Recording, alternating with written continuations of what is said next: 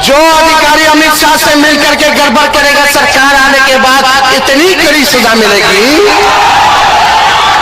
कि कभी सोच नहीं सकते कि क्या सजा मिलेगी उनको। जिसके बाप ने पूरे कालखंड में सिर्फ यही करते आया है कि गरीबों को और सहाय को, सरकारी पद पे रहने वाले व्यक्ति को, जब तक वो बिहार में सत्ता में रहे हैं तब तक वो सिर्फ सजा देने का ही काम किया है। नौकरी के बदले जमीन छीनने का काम, बहन बेटियों की इज्जत के साथ खेलने का काम जो पूरे अपने जीवन काल में करने का काम किया है, उसका बेटा तो सिर्फ यही तो सीखेगा। लेकिन चिंता मत करिए तेजस्वी यादव, ना तो आपकी सरकार आएगी और ना ही तो किसी ऐसे अधिकारी को सजा मिलेगी कि जो उसके साथ पुश्तें याद रखेगी। सिर्फ आपने यही सीखा है, इसके अलावा कुछ नहीं। लोग आपके कहे हुए अनुसार अगर ना चले तो आप उसको दोषी मानते हैं। लोग जिस तरह से आपने पहले, जिस तरह से आपके पिताजी ने पहले बूथ कब्जा करने की बात करता था और दिन दहाड़े बूथ को लूट लिया जाता था और कट्टे की दम पे चुनाव को जीतने का काम किया जाता था, अधिकारियों को किडनैप किया जाता था, वही चीज़ आपके अंदर में है और वही चीज़ आपके खून में है। तो आप सिर्फ इसी मानसिकता के परे हुए व्यक्ति है कि जो इस तरह की बात करते हैं।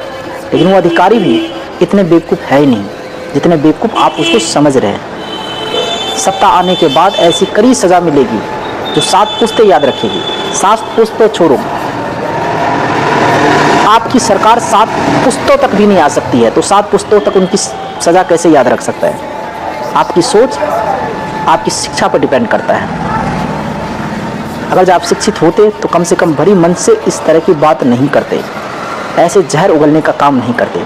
बाद बाकी बिहार की जनता सब कुछ देख रहा है कि सच्चाई क्या है। जिस तरह से आप सब वोट चोर का नारा लगाते थे, जनता सब समझ गया बहरूपिया कौन है।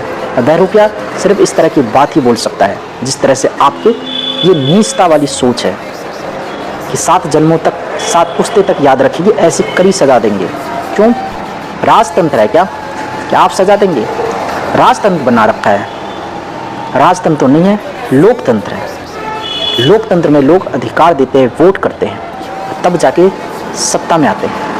लेकिन आप इस तरह से कैसे भरी मन से इस तरह का बात बोल सकते हैं कि हमारी सरकार आएगी? आपकी सरकार 7 जन्म में तो छोड़ो, 70 जन्म तक नहीं आएगी। अगर परिवर्तन भी लोगों को करना होगा तो किसी नए के साथ जाएगा। आप जैसे गुंडों के साथ, आप जैसे घटिया सोच वालों के साथ बिहार की जनता और देश की जनता कभी नहीं जाएगी। ना तो देश में कभी कांग्रेस अब आएगी, ना तो बिहार में कभी राजद आएगी। और ये बात गांठ बांध के लिख लो, 7 जन्म में नहीं, 70 जन्म में भी आपकी सरकार नहीं आएगी। चाहे कितने किस मानसिकता के आप लोग परे हुए व्यक्ति हो, किस बीमारी से ग्रसित हो, बिहार की जनता सब समझती है और सब जानती है। बाद में कि बिहार की जनता क्या सोचती है ऐसी ऐसी बातों के बारे में, आप सब कमेंट बॉक्स में ज़रूर लिखिएगा। और किस पार्टी को आना चाहिए बिहार की राजनीतिक में, किसे सत्ता की कमान मिलनी चाहिए, आप सब वो कमेंट बॉक्स में लिखिएगा। जय हिंद आप सभी को, जय भारत।